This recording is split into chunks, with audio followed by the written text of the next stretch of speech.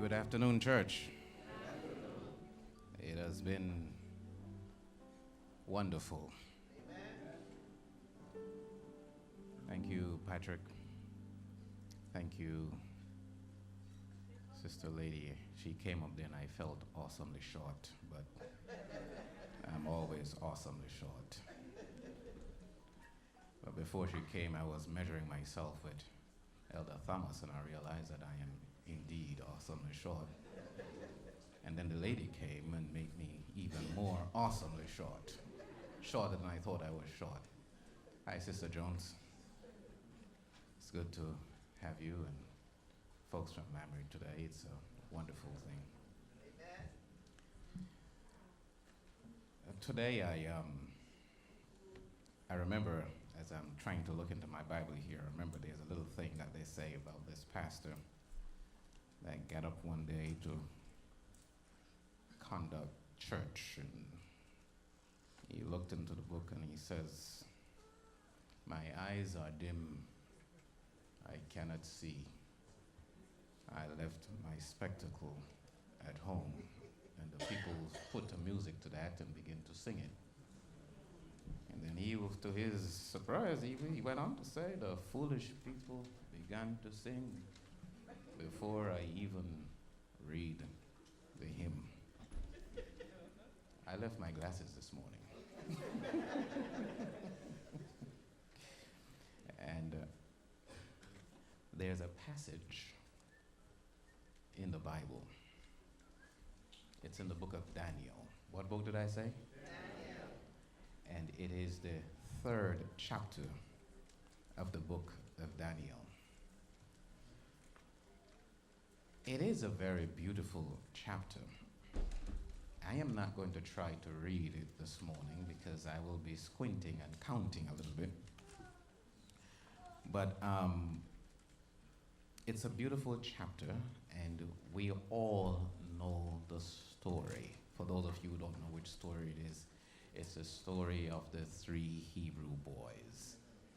I wasn't born a Seventh-day Adventist, but when I became a Seventh-day Adventist, I heard about the story. And I'm quite sure every child in here has heard the story. And everybody here by now should have heard the story of the 3 Hebrew boys and how they were thrown into the fire. Today we want to talk a little bit from that chapter. And I'm looking at the clock, and it says something like about 17 minutes before 1. And we're going to see what we can do before 2. Yes. So I want you to suffer me a little bit here this morning. I'm going to try to read. And the section that I'm going to try and read, I'm trying to find it here.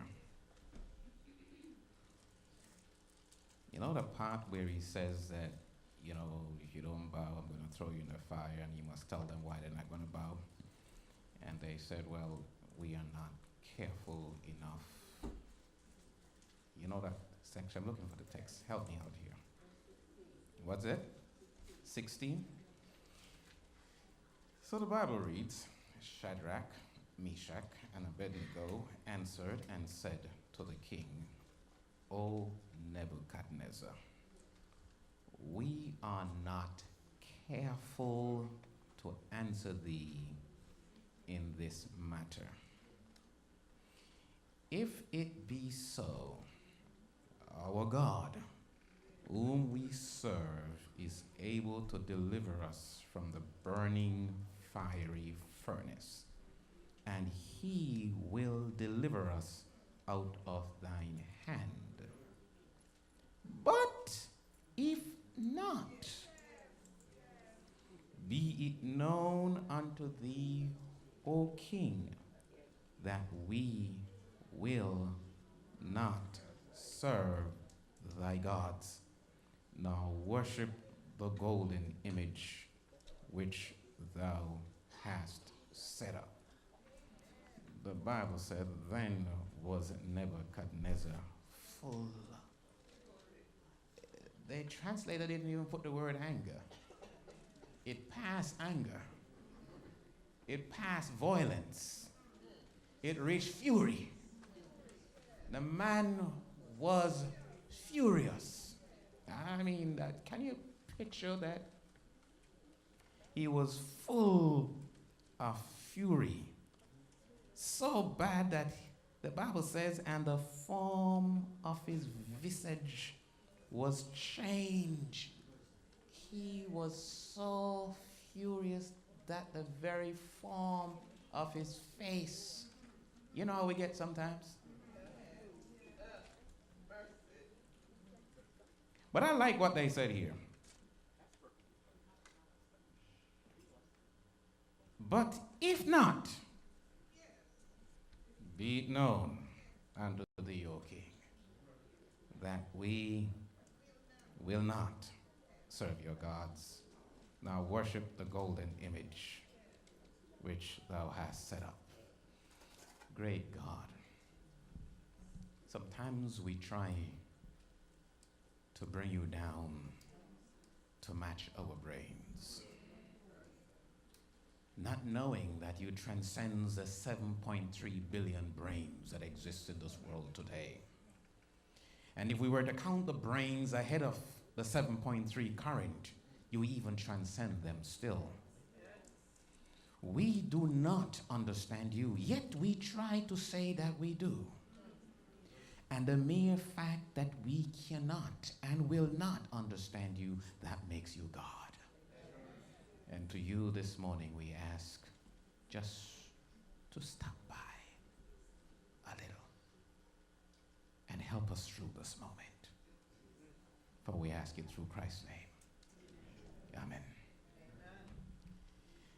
You know, I twist around trying to figure out, and one of the hardest things in coming to the pulpit to make a presentation is always, for me, I don't know about some other preachers, it's always for me, what can I tell you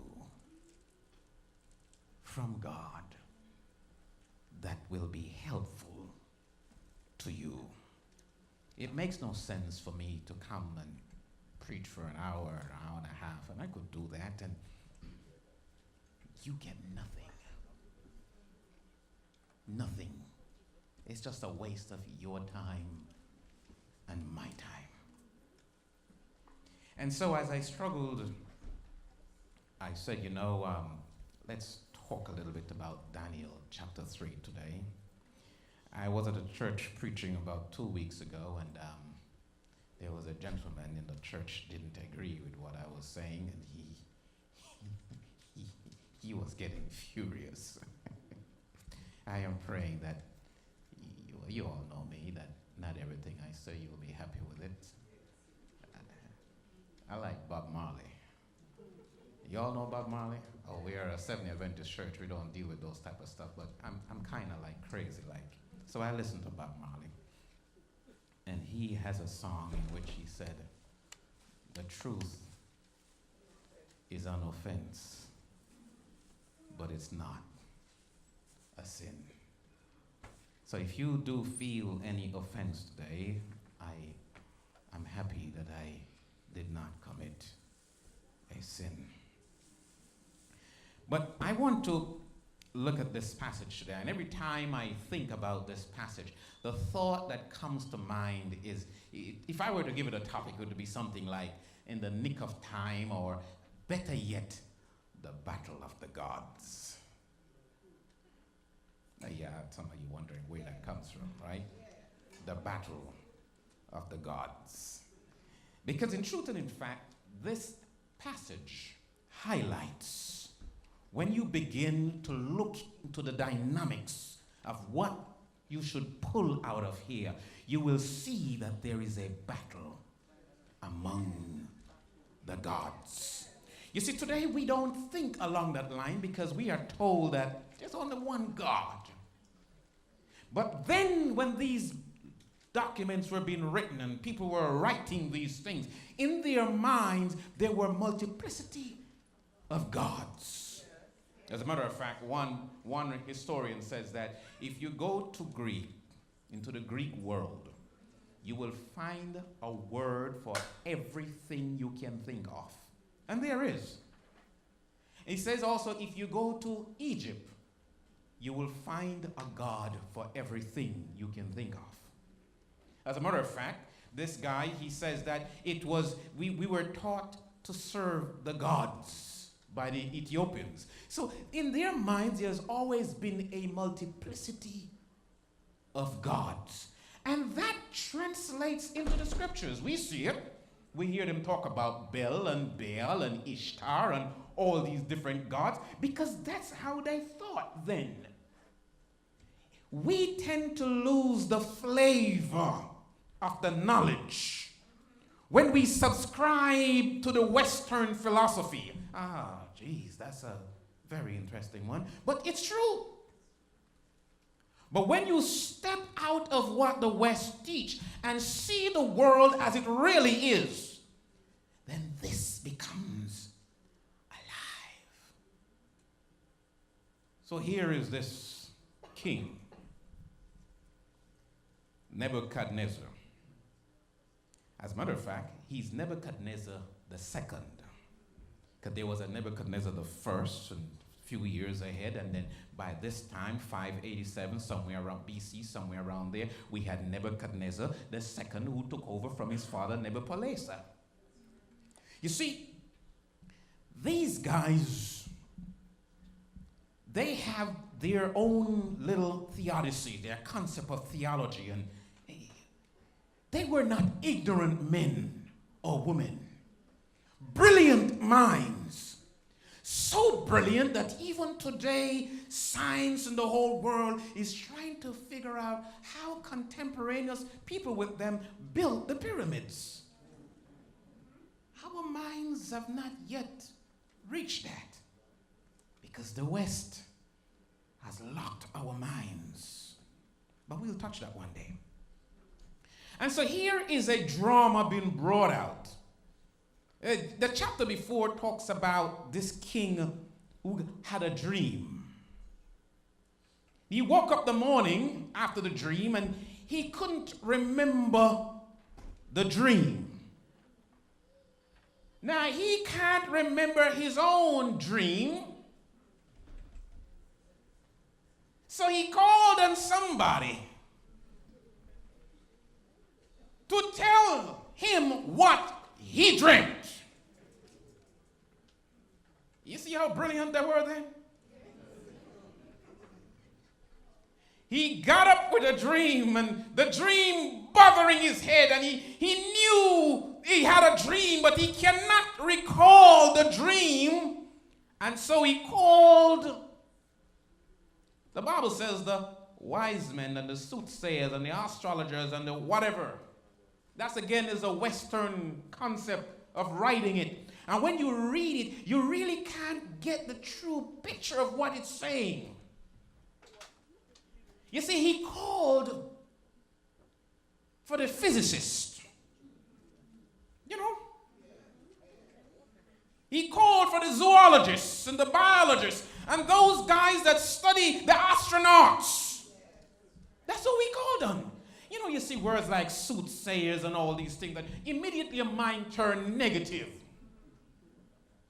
Because you think of back what we used to do when we were back in the days, before our days, when they used to do obia and, you know, that's what our minds run back to. And nothing to do with that. Amen. These were not obia men that he called upon. These were men who were staunch in psychology.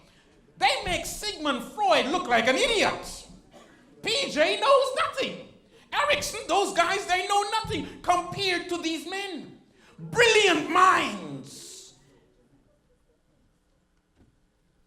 And he called them forth and he said, I want to know what I dream, and I want to know the meaning of it. It was not an impossibility. This is not the first time that we have run into this. Joseph, you remember that story? Pharaoh had a dream. He couldn't remember the dream.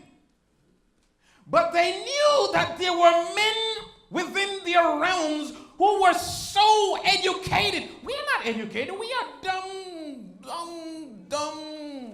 So dumb that we can't even say dumb.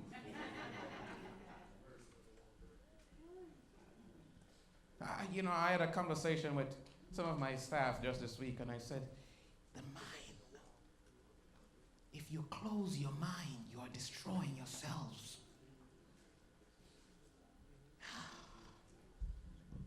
So he asked them to tell them the dream, and they told him the dream. Didn't they? They told him what he dreamt, and it was what he dreamt. And they were not Obia men. They did not do any witchcraft. They relied upon the connection of the finite mind with the infinite. When the finite mind meets the infinite mind, we begin to connect with the electrons and the atoms that floats in the air. We recognize that matter touches. Oh, y'all don't want to hear that type of stuff. So let's move on here. Here, this king, after he was told what the dream was, he says the head of gold is Babylon. That's you, O king. And then he talk about the chest of silver and the thighs of brass and the legs of iron and the feet of iron and clay. But he heard that after his kingdom would fall and another would come and another. And he said, no, not great Babylon. Babylon will never fall. So he took the same dream and he built himself an image of the god Murdock. But guess who the god looks like? Him.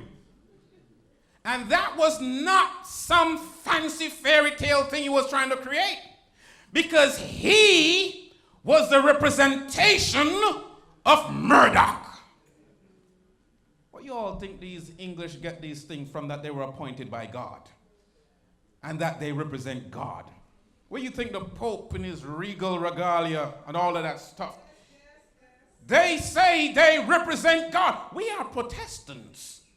So we don't have a throne. We have a courtroom. Notice that? All the judges sit up there on Sabbath. You all didn't know that.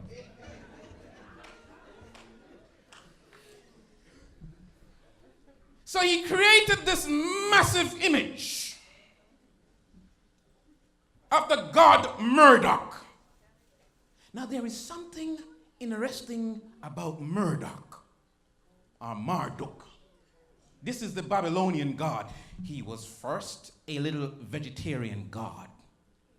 But within the pantheon of Mesopotamia, out of which comes the Hebrew religion, out of which comes Christianity,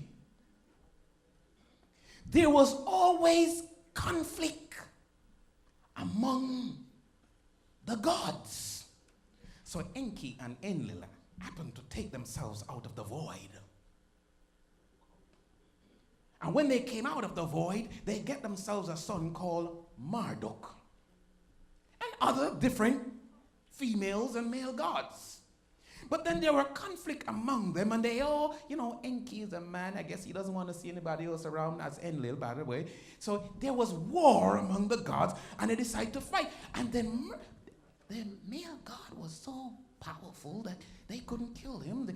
He was more powerful than them. So Marduk came up with a scheme to say to his mother, if you help me, we can kill Papa, and then we can take over. And so they killed Papa, and Marduk took over. And so Marduk now was like the chief god, but he was still a little vegetation god. He must now establish himself.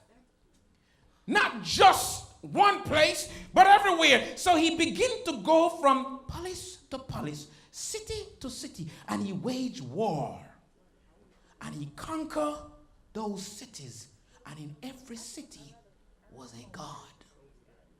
And each time that he conquers a city, he becomes the god of that city. So he fought his way to the top. So by now, anywhere Babylon possessed, Marduk is the chief of all the gods.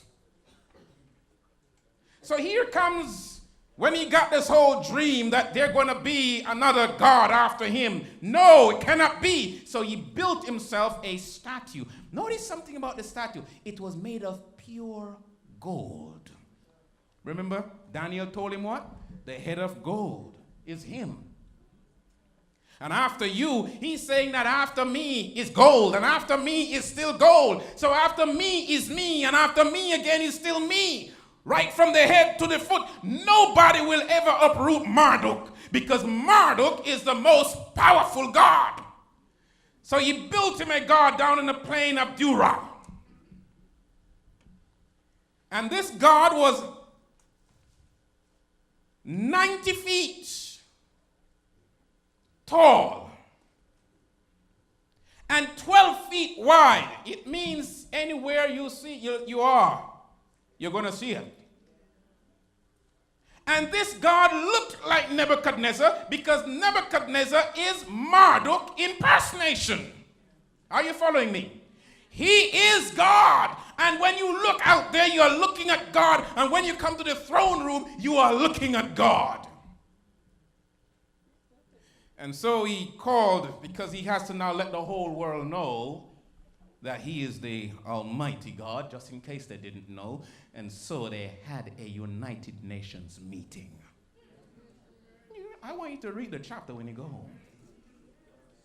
He called from every province, every person who was somebody, they called.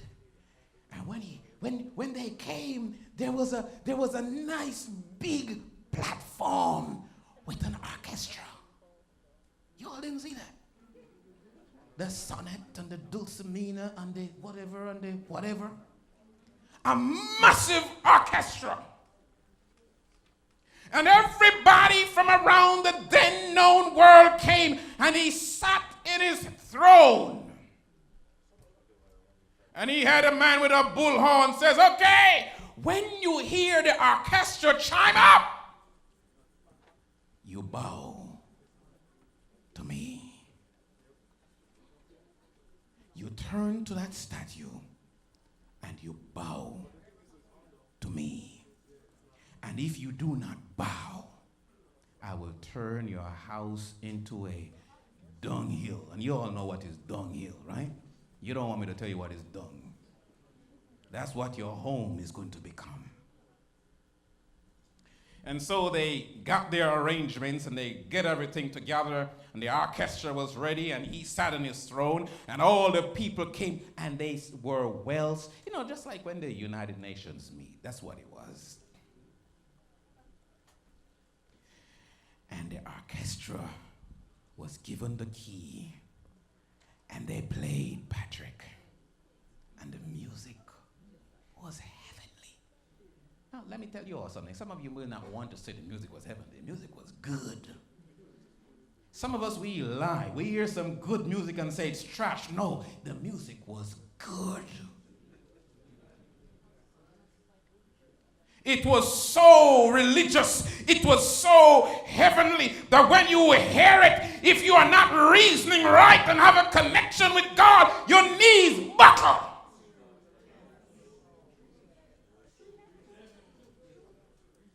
You ever see sometimes when the music touch here, how some folks, yes, out of their seats.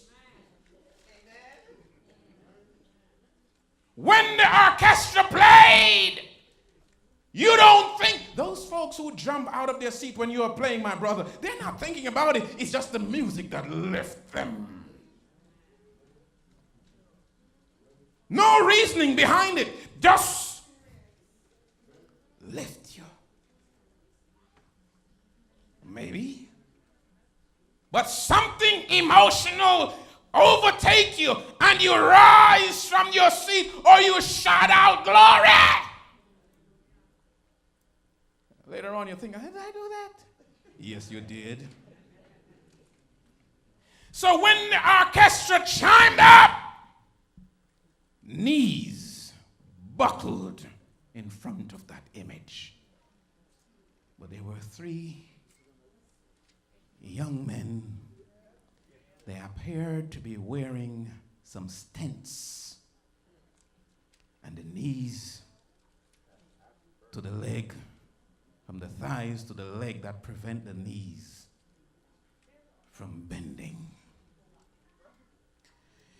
And of course, by now, they were not as short as I am, so when everybody bowed and they were still standing, it was obvious even to Ray Charles.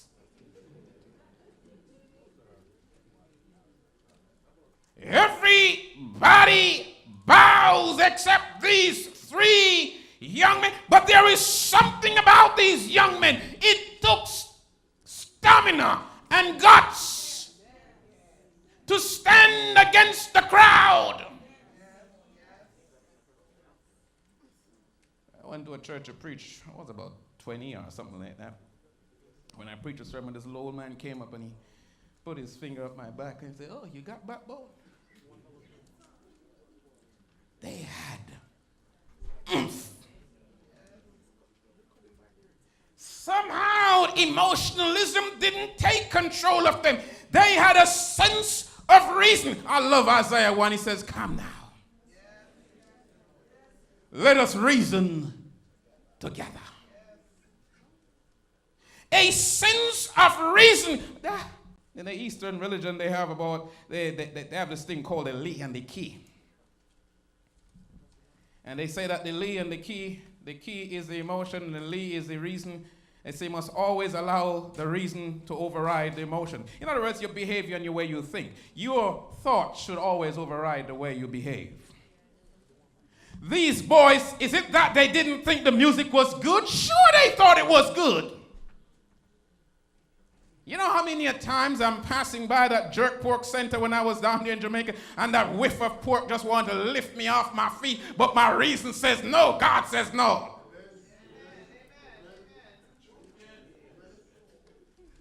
Oh yeah. How many times you want to do wrong, but reason come back and says no? Did they want to bow? Yeah, probably.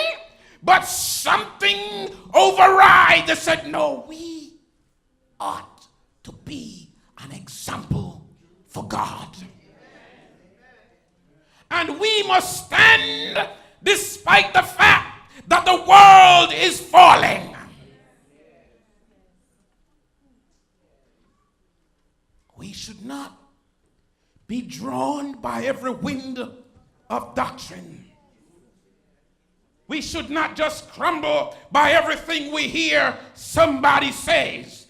Let reason work its way through. So reason worked because these boys, they were connected with the infinite.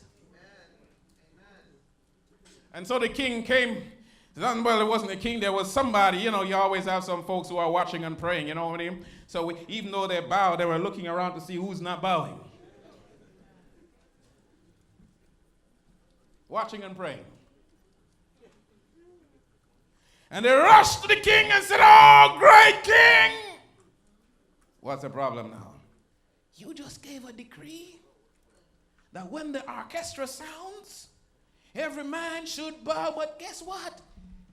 They were so crude in the way they said it. There are some fellows that you have given positions of authority.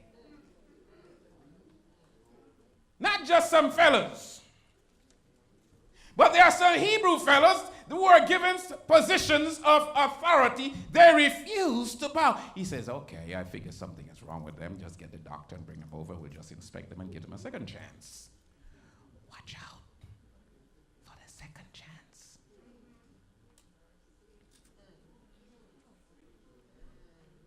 The second chance is where many of us fold.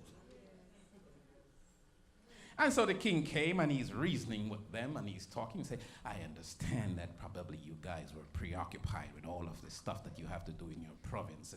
And when the orchestra went off, you didn't hear, and something may have happened to your legs. You know, you guys, I'm doing exercise with this guy, and there's this other guy there. The guy's about 70 years old. And the guy was leading out an exercise class. He said, listen, I understand that you're 70 years old, so we know you can't bend the way that the rest of us can bend.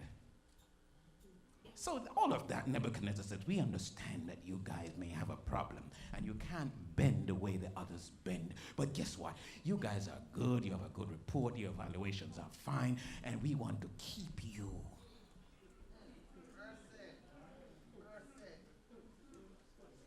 We don't want to lose you. We want to keep you because we value what you offer to us. So guess what? We're going to give you a second chance. And this is when the dialogue begins. And they said, "Oh, king, I went for a job once. Working for Chase many years ago before I met my wife, so she doesn't know anything about this one. And it was a night job.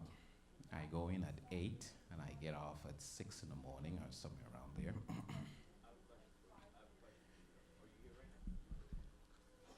And so I went the first night, Monday night, Tuesday night, Wednesday night, and by Wednesday night, all my co-workers started telling me about this lady who is going to give me a problem with Friday night. The supervisor only come at that time, about Thursday night. They said she's coming and she wants everybody to work Friday night. So I don't know what you're going to tell her. But I was already determined that I am not working Friday night.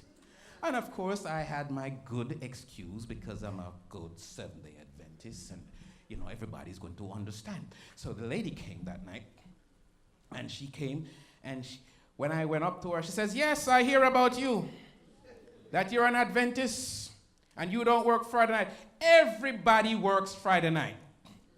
There's nobody that gets Friday night off. Everybody works Friday night." And she said, "John, come here." She was ready, because she heard about me already. And John came, she says, "This is John. He's a Seventh-day Adventist. Don't you work Friday night?" "Yes, I do."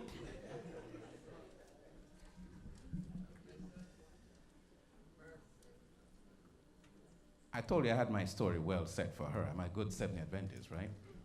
At that point, I went like this, and I pulled my ID.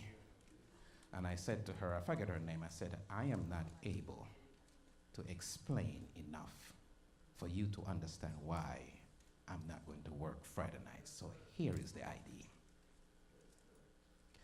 The boys, when they understood the king, they says, "Oh, king." But before he said that, he says, "I want you to tell me which God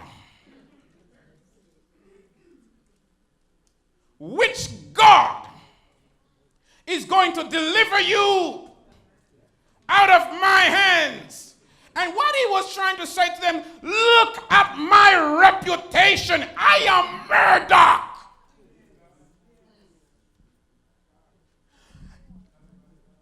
He said, look at your kingdom, Jerusalem. You said you serve the great and mighty Yahweh. I have been there. I've been into his temple, and it's to the ground. So you tell me, if he couldn't even defend the house that he lives in. Are you following me?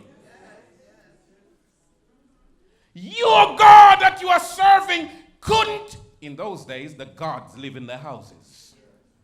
You know, just as how we see this as where God lives too. God, when you leave here, ain't no God in here. He lives with you.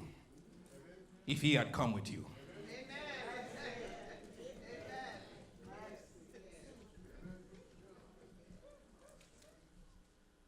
He says to him, your God couldn't even defend his house. I tore it down. It's a dunghill. So which God? Look around. The Assyrians are gone. The Egyptians toppled. The Ethiopians are no more. Oh, come on now. You are here as my servant because my God is more powerful than you. So tell me again, which God is going to deliver you? It's at that point that they say, King, we are not careful enough. In other words, we don't have the ability, not the time. We don't have the ability to explain to you so that you can understand. But we know that the God we serve, he will deliver us. That one nudge the other and say, hey, he may not deliver us, you know. He said, oh, and as a matter of fact, O king, even if he choose not to deliver us. You see, they were not blinded like some of us are who think that God is going to come at our every whim and fancy. You see, because we think God comes at every whim and fancy, we get discouraged when he does not show up. There are times, my friends, when God, and I'm going to say this right now, most times he will not show up. And when I'm done, you're going to see why. God shows up on our behalf. And check this out. He shows up on our behalf sparingly. And some of you start getting crotchety with that. But he hardly shows up. And if you are willing to speak the truth to yourselves, you will recognize that God hardly shows up. And somebody's saying, what am I crazy by now? He hardly shows up. You pray, and the thing that you're praying for, it passes on God, and no God shows up. You wanted this, and you go and you pray. You wanted that, you go and you pray. Something is happening to you, you go and you pray. Somebody is sick, and you go and you pray. And nothing changes.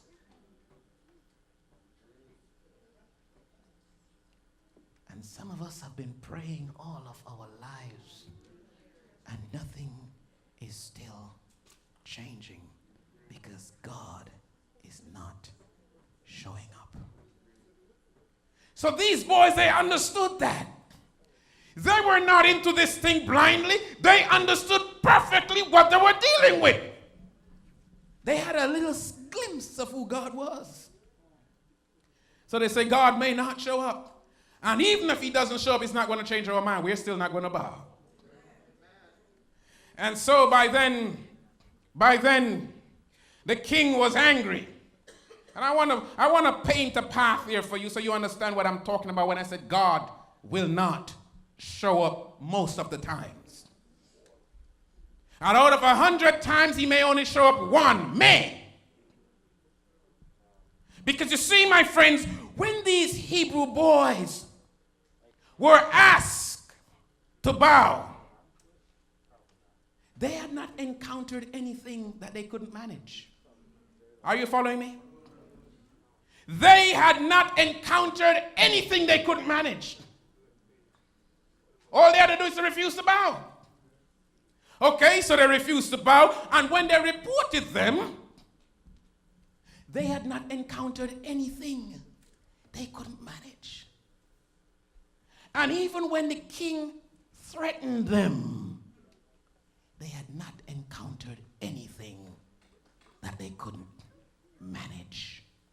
was a threat. And even when the strong man came out and tied them, they still had not encountered anything that they could not manage. They were only tied. And when they picked them up to throw them in the fire, they still did not have a problem that they couldn't manage, Sister Drisdale. They were not in the fire. And even when the man turned up the fire 7 times hotter, the boys were still fine. They could survive on their own. They didn't need a God to help them because they could help themselves. When they tied them, you can't get out. You just simply stay still. You could help yourself. When they were sailing through the air, they still did not need God. It was not until they hit the fire that God was needed, because they could not control the fire. It was impossible for them to cool the fire. They don't have that ability to cool the furnace. And so when we have lost our ability to do something, that's when we need God.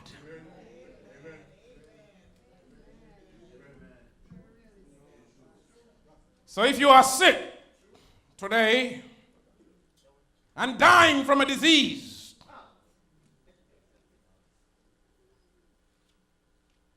the only way that God will step in is if you can't change your lifestyle and the doctor can't fix you.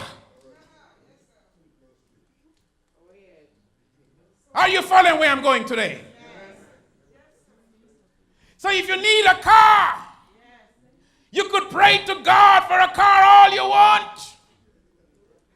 You will not get it until you go out and work and get the money. Because you can do that yourself. You don't need a God for that. If you can't pay the mortgage, you don't need a God for that. You got to go and find the money and pay the mortgage. You see, oftentimes, my friend, we get discombobulated. We get frazzled. Because we want God to do for us what we can do for ourselves. God only come if he so choose. When there is something that you can't do. That's why it's called miracles. I was coming over this morning and they didn't know why I asked him the question. So we are all looking for a miracle. And all of us, our success in life is dependent on a miracle. And that miracle may never happen because we don't necessarily need a miracle to be successful in life. You're getting a job is dependent on a miracle. No. What is a miracle, I asked this morning? I get all kind of answers. But my idea of a miracle is something that defies human understanding and is humanly impossible. These Hebrew boys standing in the fire that was heated 7 times and walking around, that's a miracle. Because it defies human understanding and it is humanly impossible. Why aren't we where we ought to be? Because we can do it ourselves, but we refuse to do it. We're depending on somebody else to do it for us. And as long as you, and I'm going to say, if you continue to wait on God to do what you can do for yourself, it will never happen.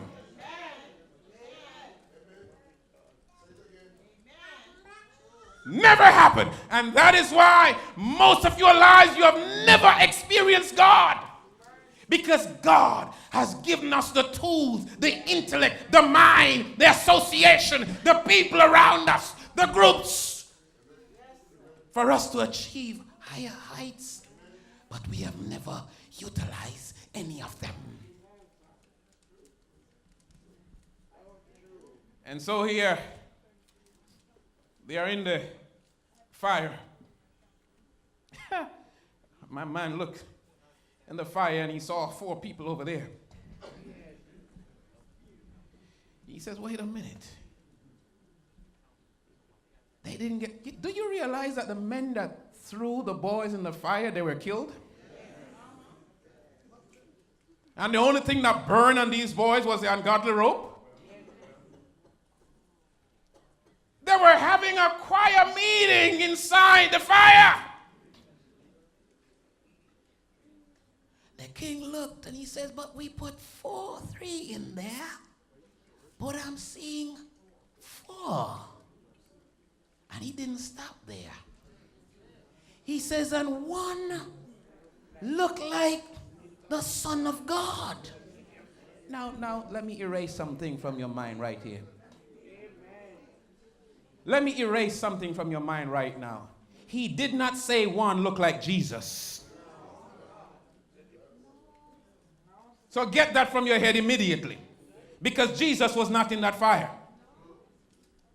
He says that he saw 1 that looked like the Son of God. Let me get you in Nebuchadnezzar's mind. Because you see, we want to make it Adventist, and it's not Adventist, it's Babylonian. When he looked into the fire, he saw somebody that looked like the statue that was outside.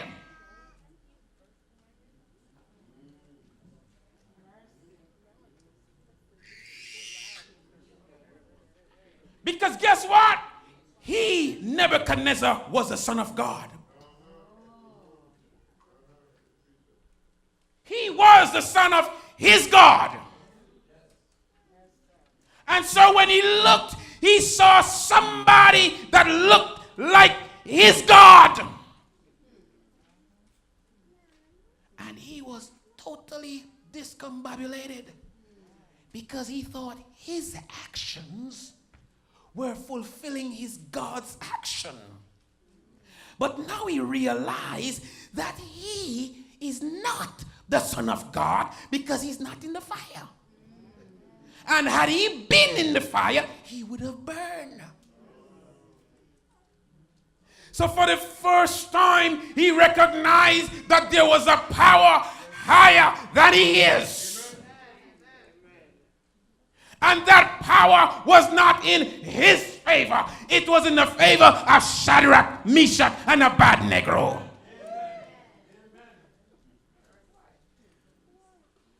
He recognized that the God that he has been serving all this time is powerless to the God that was in the fire.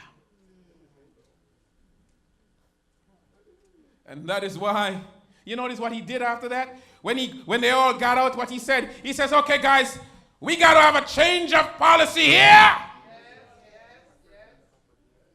There is a God that supersedes Marduk. There is a God that supersedes even me. And from this day going forward, if any man worshiping any other God than that God, I will make your house a dunghill. You see, a man must recognize when he's beaten. He must recognize when he is defeated. Nebuchadnezzar, he recognized that he was defeated, beaten down. The thing messed him up so bad that after that he went and started eating grass like a cow because he realized he was no better than the animal. You got to go into the next chapters to see that. But the point here, my friends, is that he recognized that there's a mightier God than the God that he has been serving. And he began to see that even though he crushed the temple of the Hebrews, the God of the Hebrews was still alive.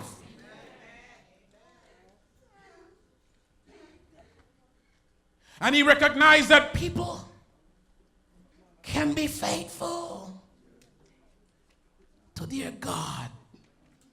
And when they are faithful, God will come to their rescue. Brothers and sisters, I'm closing my Bible because I'm done.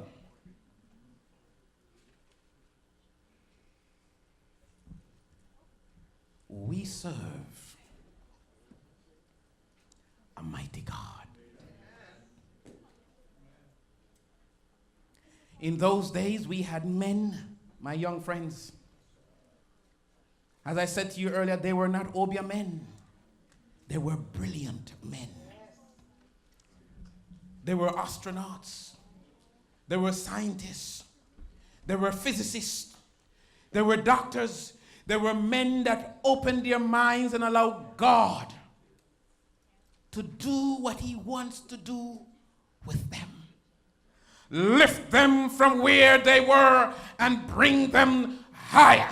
Ellen White says that higher than the highest human thoughts can reach is God's ideal for his people. So when you read Daniel, Shadrach, Meshach, and Abednego, they were wise men, not simple just wise men, but they were educated men. They were men that everybody called upon when they wanted to know something.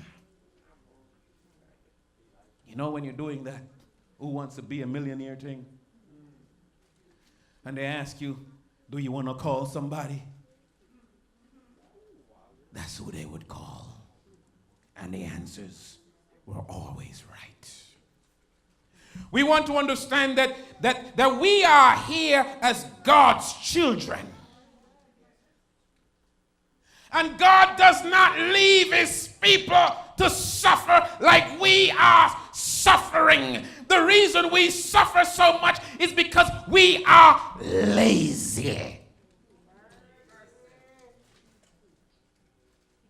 And I must tell you that our laziness is encouraged by the church. The first thing the church tells you is that you're not a part of this world, so you don't need anything in this world. And so you suffer in this world. And then you say, this is the way that God wanted to be. And the Catholic Church tells the people that in order for you to make it to heaven, you must pay penance because Jesus was penitentiary. He was poor. And we carry that same philosophy right over. And we live it every day. We refuse to let our minds expand to the heights that God intends for it to go because we lock our minds because they tell us not to believe, not to do this, not to do that. And we cannot achieve. Last week I preached a sermon down here and I said, God says to Abraham, and I'm done, I'm really done, but I got to share this with you. God created a contract between himself and Abraham, the same contract that he has with us. And I couldn't understand, because the contract is an agreement between two people. I do something, you do something. That was the contract. It was an act for an act. But I couldn't understand what God wanted from Abraham until I went back and I started to dig again and I found it. God said, all I want from you is that you should walk before me. And I said, that's it. Walk before me. That's it. All God asks us to do is to walk before him. and he will do the rest. And I couldn't understand that walk before me concept. And then I remember there was this story about a man by the name of Nimrod. And the Bible says that Nimrod walked before God. But then when I look at the before God, it says Nimrod put himself instead of God. So he was telling the people that he was God. And I said, I wonder if God is saying I must walk before him, because no man has ever seen God. Then I remember Jesus said, you got to make the connection with me as I talk. Jesus said, then, there was a fellow that says, Philip says, Lord, show us the Father, and it will suffice us. And he said, Philip, if you have seen me, you have seen the Father. Because Jesus was walking before God. Jesus was walking instead of God. The church is here today to walk before God. Are you following me? There's no God going to fall out of the sky. But the church can do what God wants to do. Are you following me? We as members of God's church can be God's representatives. When you call somebody up here to preach, you are saying to them, give us a word from God. The church ought to give a word from God. The church ought to give services from God. When somebody look at me, they must see God in me because of what I do, what I say, what I act, the lifestyle that I live. Because the contract is walk before me. Do for me, for my people. So one story and I shut up. Man coming from Jerusalem, Jericho going to Jerusalem, fall among thieves. They beat him, leave him all bloody and messed up. I guess if I ask you what do you think he was doing while he was there, I'm going to get all kind of answers. I'll tell you what he was doing. What any normal person would do in that circumstance. Pray for help. He's broken, Sister Drisdale.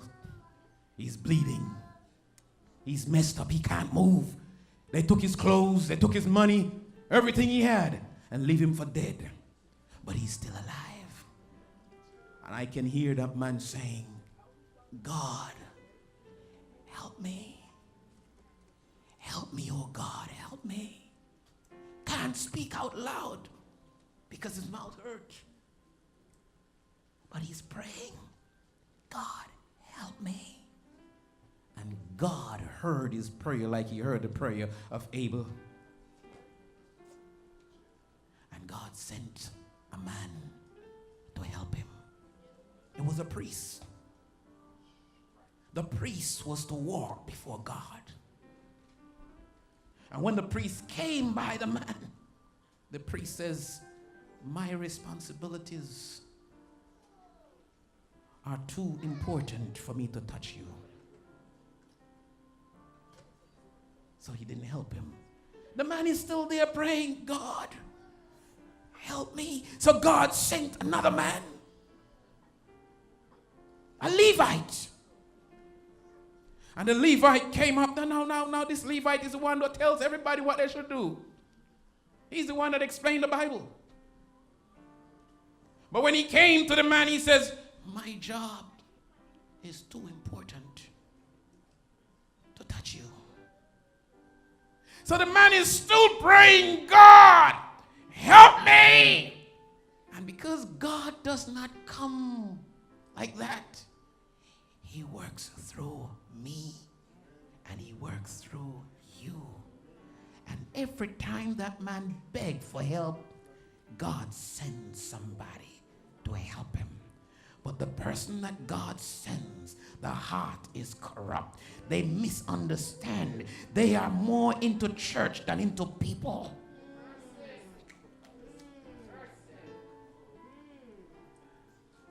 So the man cannot be helped because we think it's about the building and not about our brothers and our sisters. We think it's about what we can do and what we shouldn't do, the rules that are set up, and not about what we do for one another. And God find another man, a Samaritan.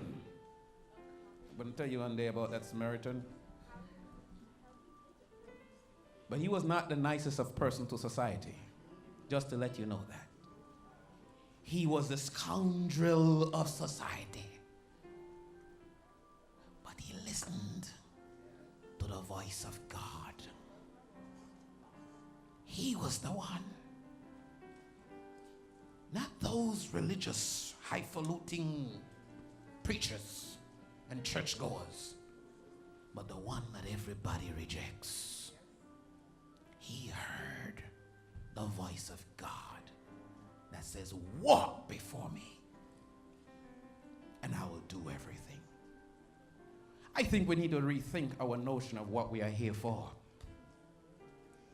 In the whole Mesopotamian religion, Hebrew religion, all of this, the Babylonians, they say that we were created to do the work of the gods. God is still looking